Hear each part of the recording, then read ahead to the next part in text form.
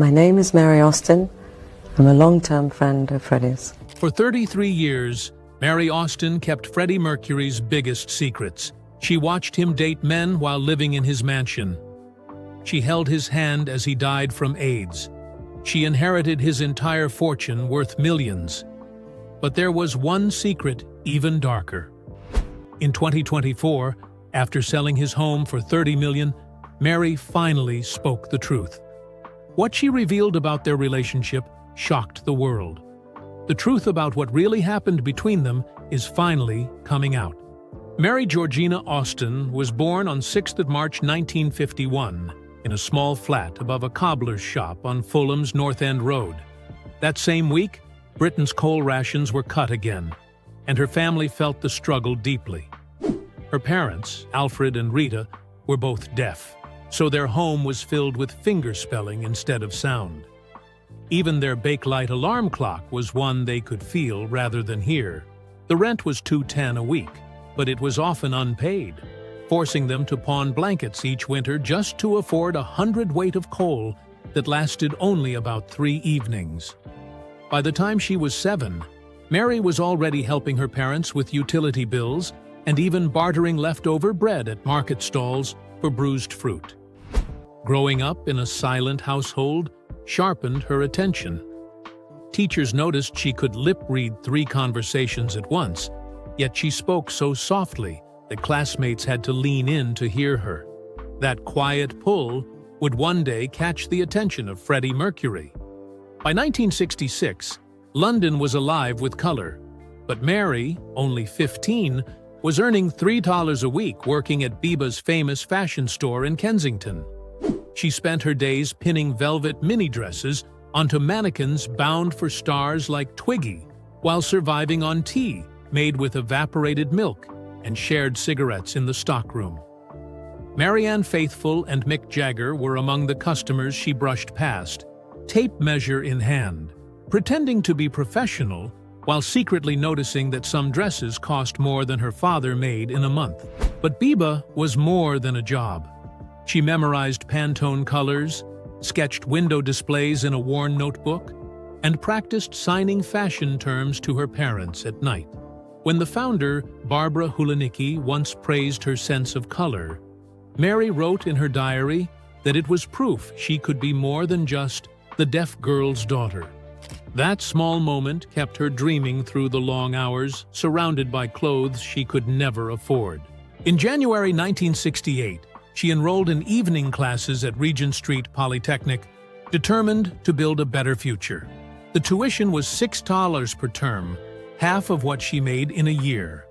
To cover it, she cleaned Mayfair offices late at night, scrubbing cigarette burns from carpets until 1 in the morning after finishing her shift at Biba.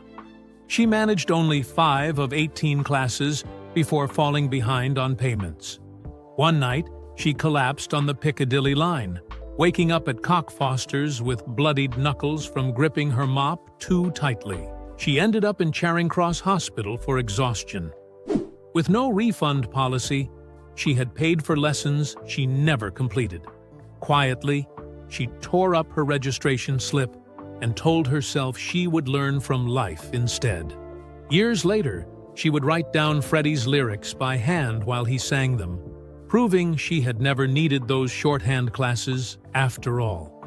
In the spring of 1969, while working at a small boutique inside Kensington Market, Mary met a lanky young man who strode in with dramatic energy. He dropped a cravat on the counter and declared that it needed reinventing. The price tag read 10 shillings. When she quoted it, he argued loudly, sparking laughter from nearby stallholders. Mary calmly replied that if he could redesign it so brilliantly, then surely he could afford it. Their eyes locked across a pile of paisley until he finally handed over the money, adding tuppence for her trouble, before sweeping out with his cape swirling behind him. Only later did she learn his name, Farrokh Bulsara, an art student and aspiring rock singer. That quick encounter over a scarf would change both their lives. A week later, he returned and invited her to a small Italian restaurant on Earl's Court Road. He ordered Chianti, calamari, and tiramisu, which came to $4.12, more than she made in a week.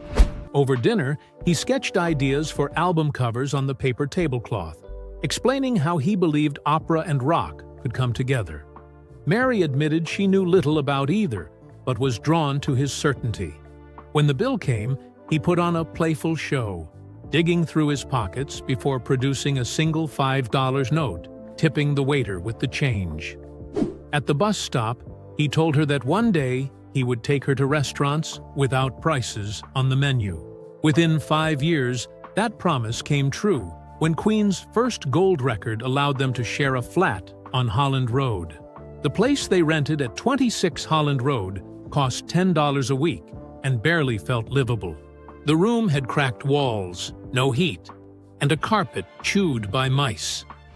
To keep rats from crawling onto the bed, Mary balanced the mattress on old milk crates. At night, she heard the scratching of rodents under them. The kitchen was nothing more than a coin-fed hot plate placed on top of a wardrobe, where she stretched a single tin of beans into 2 meals. Freddie worked on songs deep into the night, at a battered upright piano that was always a semitone flat. Mary pinned blankets over the windows so neighbors would not complain about the 3 a.m. music.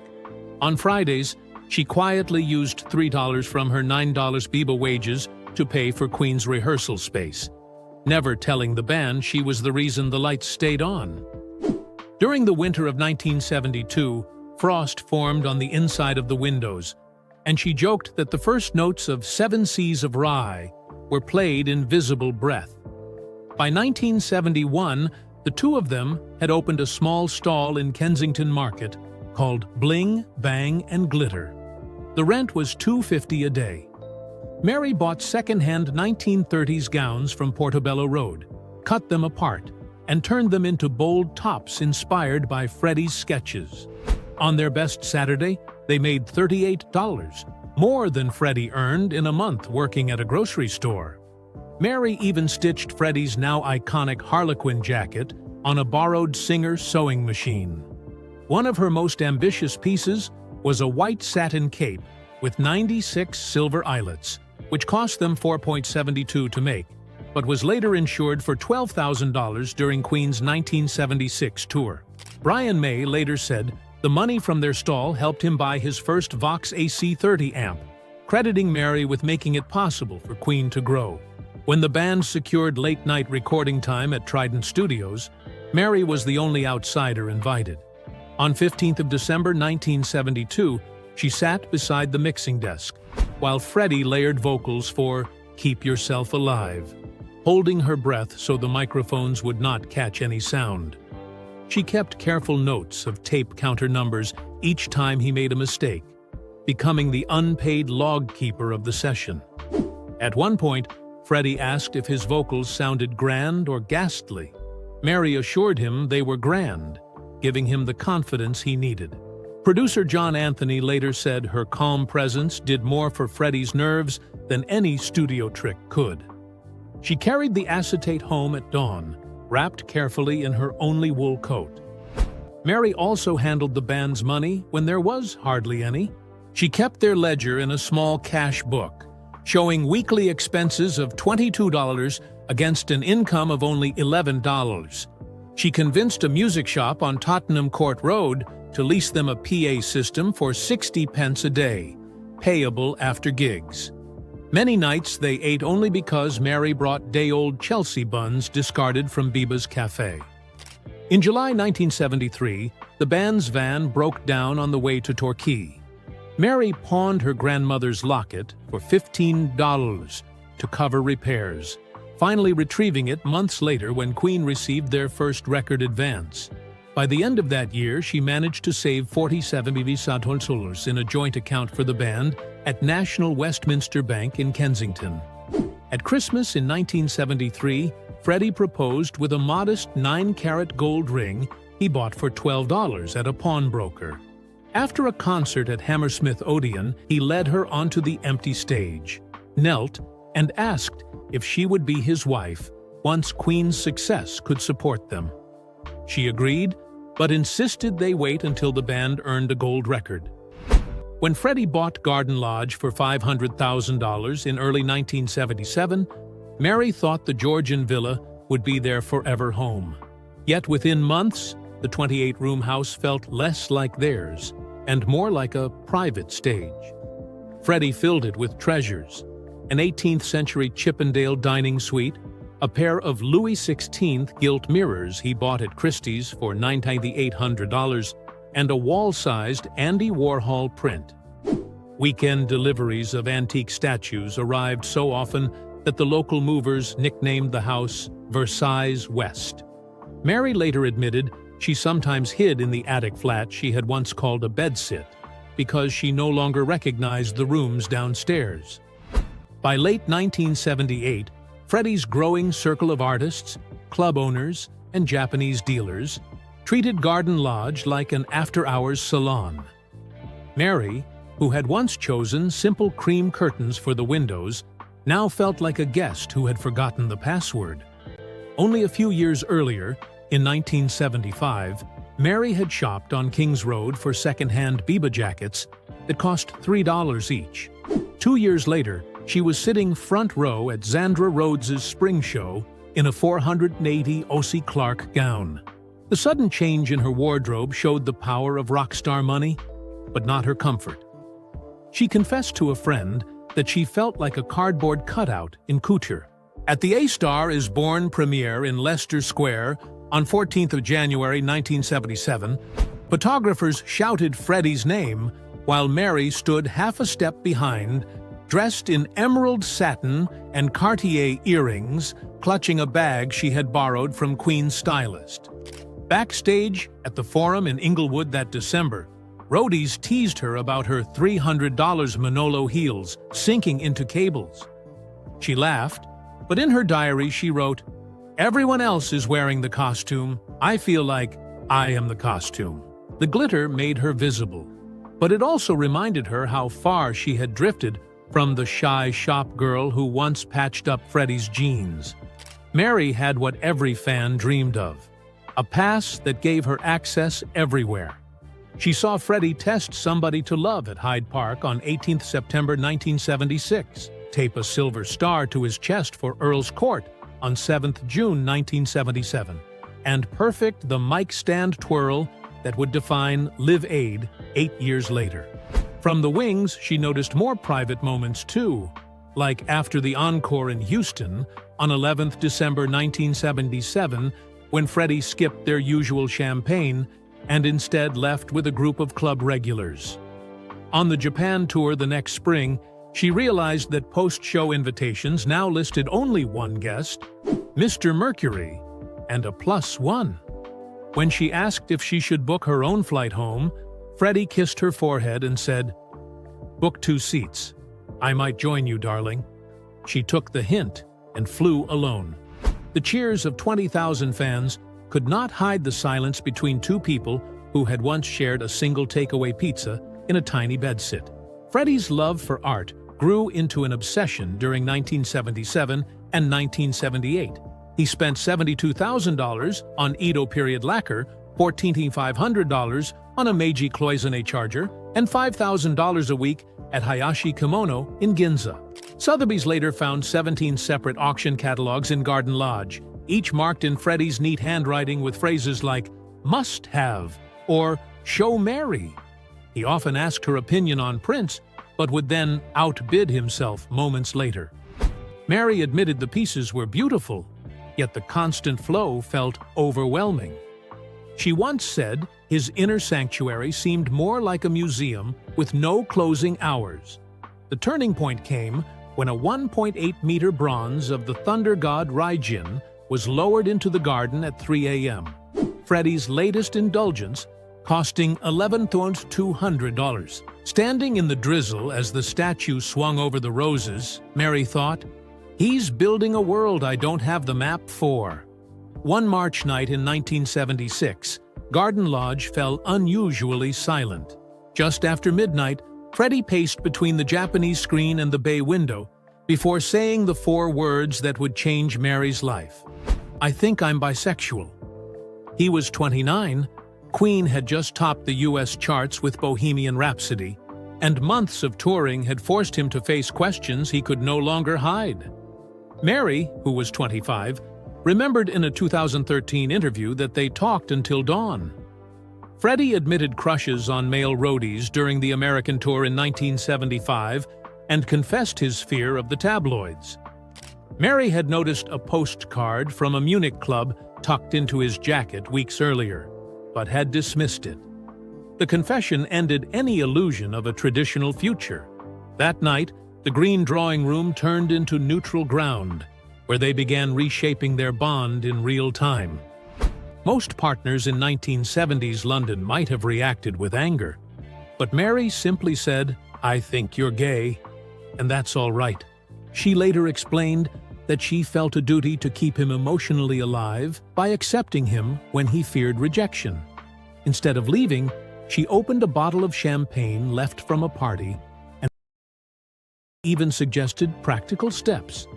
Shopping trips to Soho, where Freddie could try more daring clothes. Code words like going antiquing for his private encounters. And a promise never to betray him to the tabloids that had already attacked David Bowie. Her calm support gave Freddie the space to explore clubs like Heaven and Bang in 1977 without sinking into shame. According to music journalist Leslie Ann Jones, Freddie later said Mary kept him from blowing everything up by making a public declaration before he was ready. Their relationship evolved into what they called the third way. They were no longer lovers, but more than friends.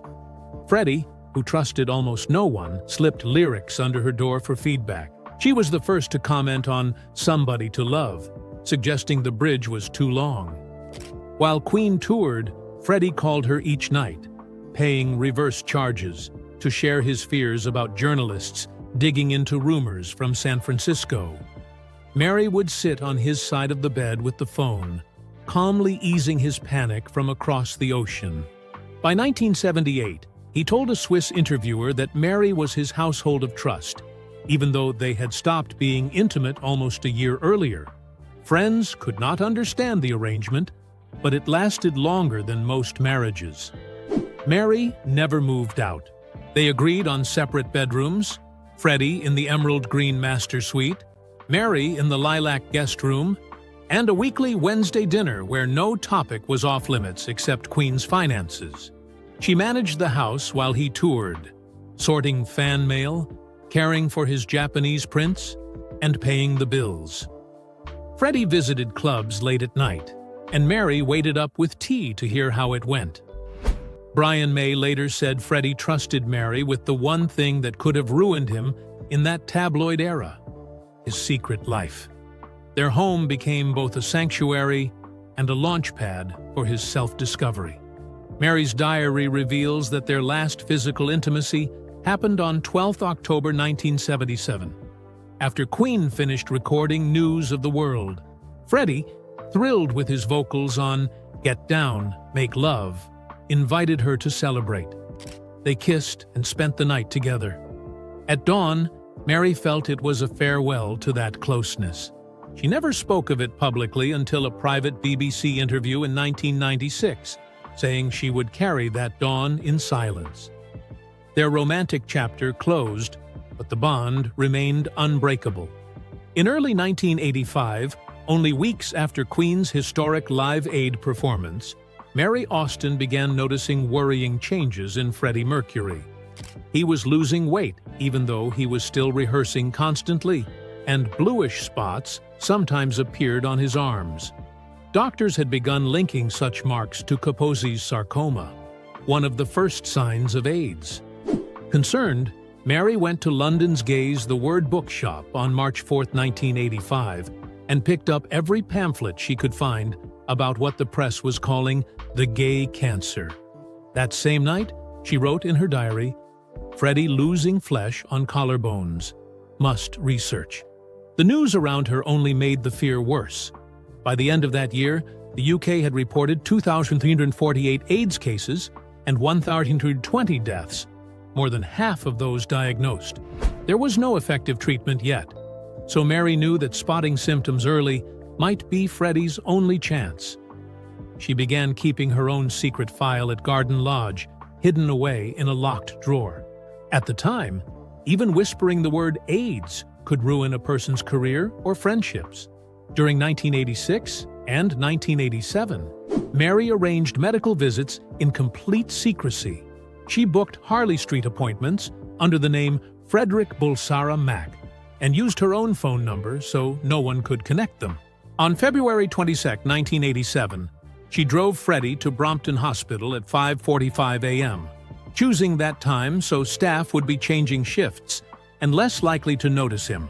When his test results came back positive on April 29, 1987, Mary moved quickly. She hired a courier to bring AZT from New York, still an experimental drug, and paid $7,600 for a 3-month supply that was routed through Amsterdam, so no British customs form would reveal Freddie's name. She even kept extra prescription pads in their Kensington safe, crossing out barcodes so pharmacies could not trace them. Quietly, she also made sure Queen's tour insurance covered unspecified chronic illness, a phrase that allowed for private medical flights without exposing Freddie's condition. Thanks to Mary's planning, Freddie gained not just privacy, but also time to keep recording. The burden of keeping the secret weighed heavily on her. From 1987 until November 1991, Mary held the truth while rumors spread. Tabloids ran long-lens photos of Freddie looking frail in April 1990, but she stuck to the explanation that he was exhausted from studio work. Freddie had begged her not to share the truth, warning that if one crack appears, the dam bursts. By 1990, newspapers were offering up to $500,000 for proof of his illness, equal to about $1.2 million today. But Mary refused every offer.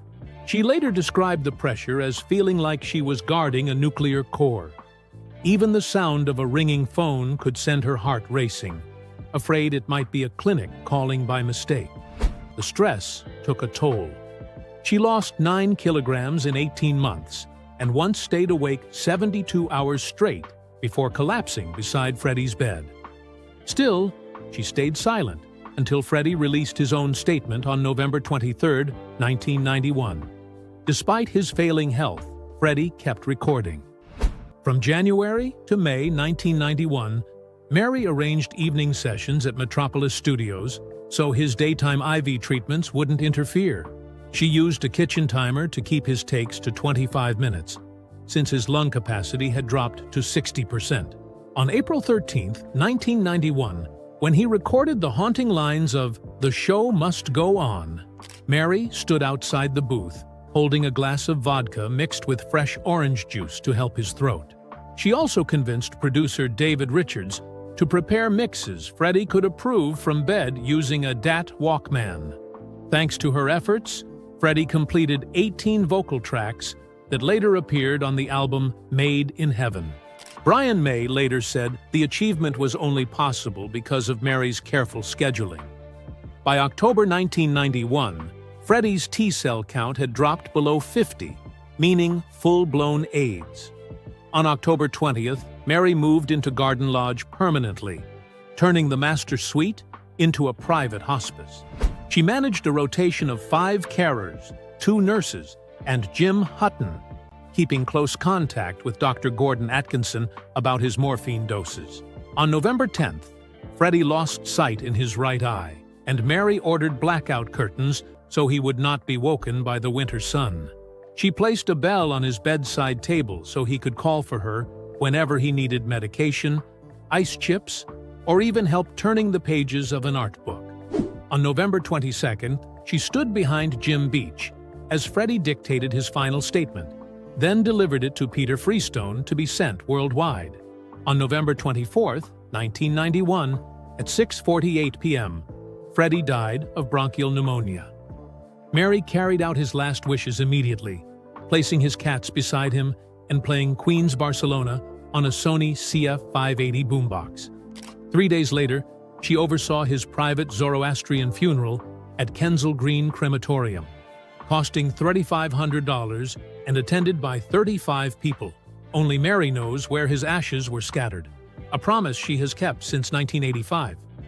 In February 2024, London estate agents Knight Frank quietly placed Garden Lodge on the market for offers over $30 million. The news shocked Queen fans because Mary Austin had kept the home almost exactly as it was since Mercury's death in 1991. She had preserved the citrus yellow dining room where he once held spontaneous parties, along with countless personal touches. Within 8 weeks, 3 wealthy collectors entered a sealed bid battle that pushed the final price to the full $30 million. Contracts were exchanged on May 27, 2024, with completion set for early July. The buyer used a Cayman Islands company to stay anonymous, and rumors quickly spread that the new owner might be a Middle Eastern royal who already owned Prince's former Purple House in Minnesota. For London's property market, the price meant about $5,000 per square foot, which was even higher than the average along the billionaire-filled Kensington Palace Gardens. Yet the most emotional moment came when Mary Austin left a farewell note pinned to the green door. She wrote, "I carried Freddie's absence in every room. It is time to set both of us free." At the bottom was a hand-drawn phoenix, echoing Mercury's emblem and symbolizing the end of her 33-year vigil.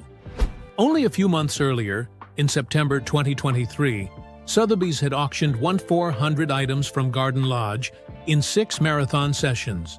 The sale raised $40.1 million, or 4 times more than expected, setting a new record for a rock and roll collection. Bidders from 70 countries competed for pieces of Mercury's life. His silver snake bracelet sold for $705,000. His Tiffany mustache comb brought in $152 to $400. A graffiti-covered door from Garden Lodge fetched $412,000 with messages written in 33 languages. Some of the most surprising details came from the catalog notes approved by Austin.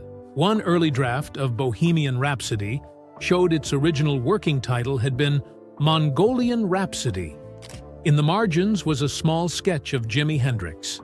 Mercury's 1975 mirror ball stage cape was revealed to have hidden pockets for throat lozenges.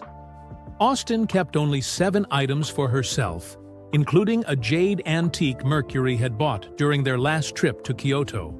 The sale was streamed live, attracting 1.2 million viewers, more than Queen's Wembley Stadium crowd in 1986. Brian May admitted he could not watch the auction, but Austin explained that it was Freddie's final performance, with the whole world in the front row. In June 2024, Queen's surviving members sold their entire music catalog to Sony Music for $1 billion, equal to about $1.27 billion. A clause in the deal gave Mary Austin 19% of Mercury's share as the executor of his estate. Analysts estimated her cut at about $187 million after taxes. That made her wealth larger than Sir Paul McCartney's reported $150 million and placed her among the 50 richest women in Britain. The money arrived in the same week that the Bohemian Rhapsody video passed 2 billion views on YouTube. Her advisors placed most of the funds into a Luxembourg family office, with investments ranging from green energy bonds to vintage Cartier jewelry, the same market she had influenced through the Sotheby's sale. Austin turned down offers for reality shows and a memoir, saying she had made a promise to Mercury in 1985. He had asked her to protect the mystery, warning that the music would die if the mystery ever did. After leaving Garden Lodge, Mary Austin slipped into what tabloids call a life of quiet wealth. People magazine reported that her neighbors in a small village near the Cotswolds had no idea she was the woman who once inspired Love of My Life. The home there is owned through a blind trust, and locals know her only by the initials ATLMJ. In April 2025, photographers at Heathrow spotted her boarding a flight to Zanzibar, Mercury's birthplace, but the photos disappeared within a day after being bought by an anonymous bidder. Her 2 sons avoid the spotlight and even use different names on electoral records, Close friends say she wears a vintage Patek Philippe watch that ticks in rhythm with the song Somebody to Love, a detail Mercury used to laugh about in the studio. Just as she once moved quietly behind the scenes while tens of thousands cheered for Freddie, she now lives in a way that lets the music shine while she remains almost invisible.